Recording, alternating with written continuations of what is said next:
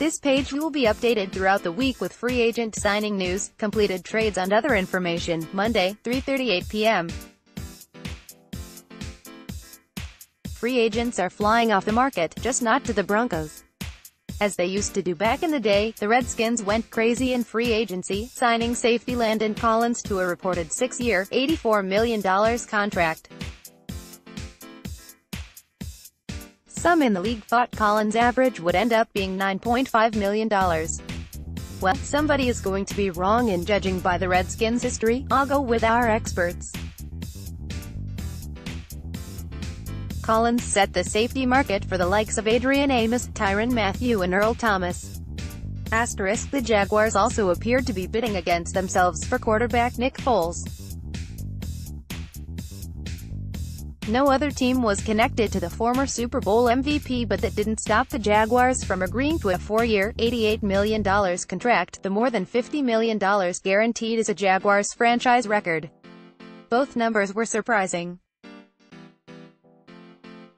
4 years, because the Jaguars had no competition. We thought they would offer a short-term deal, 2 years max, for something in the $18 to $20 million per year range. The Jaguars went above that. Imagine how high they would have bid had there been publicly disclosed competition. The 4-year deal for Foles takes the Jaguars with the 7th overall pick out of quarterback consideration and a candidate to trade down. The Broncos made their quarterback move with Joe Flacco. Trade will be announced Wednesday. Monday, 11:27 a.m. *, the negotiating period began at 10 a.m. when the rules state no deals can be agreed upon until 2 p.m. on Wednesday. Well, not quite. ESPN reported moments into the negotiating window that the Oakland Raiders will sign Trent Brown to a 4-year, $66 million contract, $36.75 million guaranteed, to make him the league's highest-paid offensive lineman. If Brown plays left tackle, that moves 2018 first-round pick Colton Miller to right tackle. New England will turn to 2018 first-round pick Isaiah Wynn, who missed last year because of injury, to replace Brown.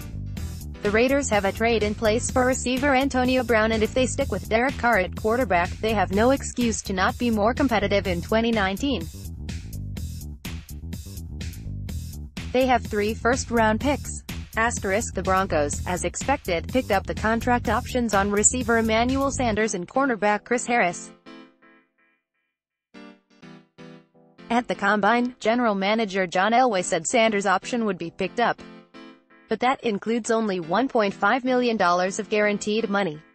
The Broncos are making a low-risk bet on Sanders to see how he progresses from last December's Achilles injury. Harris was an assumed move. He is entering the final year of his contract. Once the Broncos get through the first few waves of free agency, they are expected to pursue an extension with Harris.